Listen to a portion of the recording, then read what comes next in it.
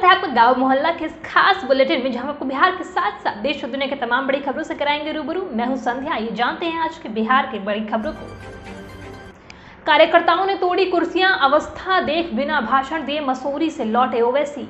उत्तर प्रदेश विधानसभा चुनाव 2022 की तैयारियों में जुटे ऑल इंडिया मजलिस इत्तेहादुल मुस्लिमीन पार्टी के राष्ट्रीय अध्यक्ष असदुद्दीन ओवैसी को लगातार दूसरे दिन झटका लगा है।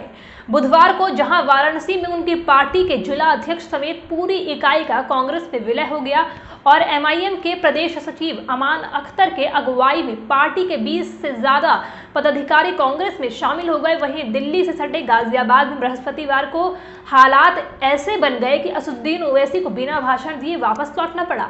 मिली जानकारी के मुताबिक एमआईएम मुखिया असदुद्दीन ओवैसी बृहस्पतिवार को गाजियाबाद के मसूरी इलाके में पहुंचे। यहां पर उनका एक संबोधन पहले से तय था जिसमें लोगों को आना था। इस दौरान असदुद्दीन ओवैसी को देखने और सुनने के लिए कार्यकर्ता और उनके साथ आए लोगों की भीड़ बेकाबू हो गई। हालात इतने खराब हो गए कि लोग एक दूसरे पर गिर पड़े। इस दौरान कुर्सियां टूट गई और कुछ लोग चोटिल हो गए।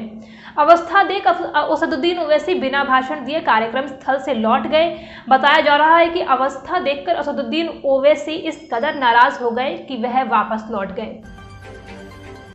5 से 7 दिनों तक घर में रहेगा बाढ़ का पानी, तभी मिलेगा सरकारी अनुदान का पैसा, डीएम ने समझाया नियम।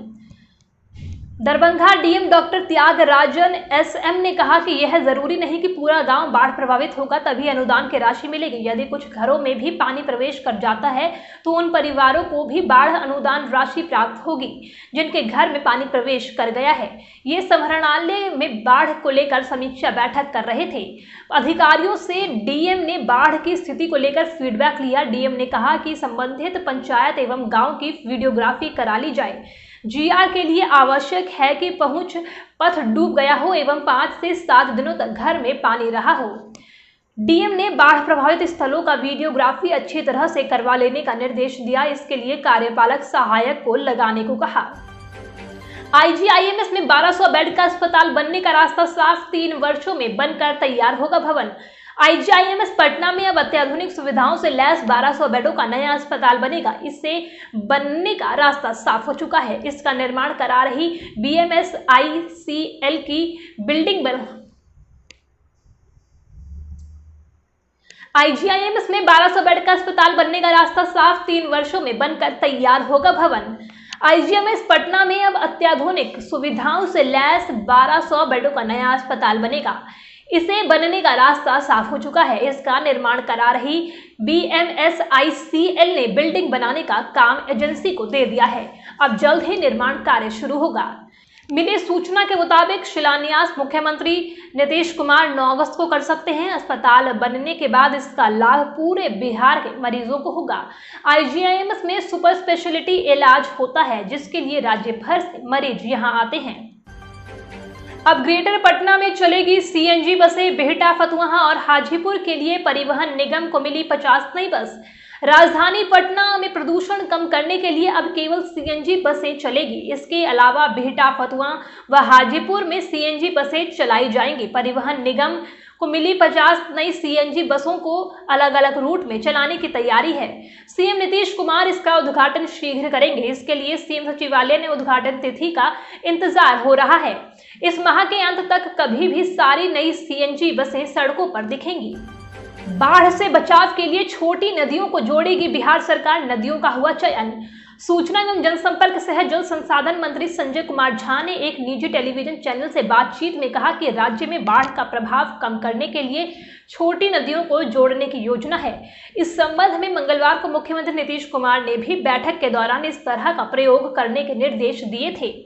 मंत्री संजय कुमार झा ने कहा कि राज्य सरकार अपने बजट से फिलहाल उत्तर और दक्षिण बिहार की एक नदियों का चयन कर उन्हें जोड़ने की योजना पर विचार कर रही है। जल संसाधन विभाग के इंजीनियर और एक्सपर्ट इस संबंध में विचार कर रहे हैं। जनसंख्या कानून पर बिहार भाजपा में 2 सुर, तारकिशोर से अलग राय रखते हैं मंगल पांडे। जनसंख्या कानून को लेकर बिहार भाजपा में 2 सुर नजर आ रहे हैं। एक और जहां उप मुख्यमंत्री तारकिशोर कह रहे हैं कि जरूरत पड़ने पर बिहार में भी यूपी की तरह कानून बनाया जाएगा, वहीं दूसरी तरफ स्वास्थ्य मंत्री मंगल पांडे का कहना है कि बालिका शिक्षा से जनसंख्या पर नियंत्रण संभव है। इसी बीच भाजपा नेता और पूर्व उप मुख्यमंत्री सुशील कुमार मोदी ने एनडीए के घटक दलों से जनसंख्या कानून पर सार्वजनिक रूप से बयान देने से पहले गंभीरता से विचार करने को कहा है। शिक्षक नियुक्ति काउंसलिंग में बीएड को तरजीह देने से आ रही दिक्कत, 50% पद रह गए खाली। छठे चरण के प्राथमिक शिक्षक नियोजन में 5 से 12 जुलाई तक आयोजित काउंसलिंग के पहले चरण में लगभग 26,000 पदों में 40%, 10,231 पद रिक्त रह गए हैं। 4,000 ऐसे भी पद रिक्त रह गए हैं जहां विभिन्न वजहों से काउंसलिंग नहीं हो सके। इस तरह ऐसी नियोजन इकाइयां जहां दिव्यांग अभ्यर्थियों ने आवेदन नहीं भरे थे, वहां कुल 30,000 पदों में प्रस्तावित काउंसलिंग में केवल 15,836 पद ही भरे जा सके हैं। महंगाई के खिलाफ राजद का हल्ला बोल, 18-19 जुलाई को सड़कों पर उतरेंगे तेजस्वी, लालू यादव के शामिल होने पर संशय। देश और प्रदेश में लगातार बढ़ रही महंगाई के खिलाफ राजद ने मोर्चा खोल दिया है। राजद की ओर से घोषणा की गई है कि राज्य में 18-19 जुलाई को महंगाई के खिलाफ राज्यव्यापी प्रदर्शन किया जाएगा। पार्टी की ओर से यह ऐलान नेता प्रतिपक्ष तेजस्वी यादव ने किया है। इस मौके पर प्रदेश अध्यक्ष जगदानंद सिंह और मुख्य प्रवक्ता भाई वीरेंद्र मौजूद रहे।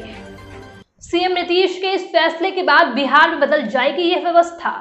राज्य में अब सरकारी सहायता से अरवा चावल के मिल नहीं लगेंगे। मुख्यमंत्री नीतीश कुमार ने जन वितरण दुकानों में उस्मा चावल देने को स्वास्थ्य के लिहाज से बेहतर माना है, तो सरकार सहकारिता विभाग ने उस्मा चावल मिलों पर ही काम करना शुरू कर दिया है। विभाग नए मिलों की डीपीआर तो बनाएगा ही, साथ में पुराने अरवा चावल मिलों को उस्मा में बदलने की लागत का भी आकलन करेगा। लागत अनुमान के अनुसार हुआ तो नई मिलों के साथ पुरानी का भी उस्मा में बदलने का प्रक्रिया शुरू होगा। बिहार पंचायत चुनाव, शस्त्र लाइसेंस और जमीन के दस्तावेज समेत 16 पहचान पत्रों को आयोग ने दी मान्यता। पंचायत चुनाव की तैयारी जोरों शोरों से शुरू हो गई है। इस आलोक में राज्य निर्वाचन आयोग ने पंचायत चुनाव में मतदान कराने के लिए 16 दस्तावेज को मान्यता प्रदान की है। इस संबंध में आयोग द्वारा पत्र जारी कर दिया गया है। लोकसभा एवं विधानसभा चुनाव में मतदाताओं को मतदान करने के लिए केवल 14 दस्तावेज को ही मान्यता प्रदान की गई थी, लेकिन इस बार पंचायत चुनाव में इस प्रक्रिया को सरल बनाने के लिए 16 दस्तावेज शामिल किए गए हैं। जो 2 नए दस्तावेज शामिल किए गए हैं उसमें शस्त्र लाइसेंस और जमीन का फोटो युक्त दस्तावेज शामिल है।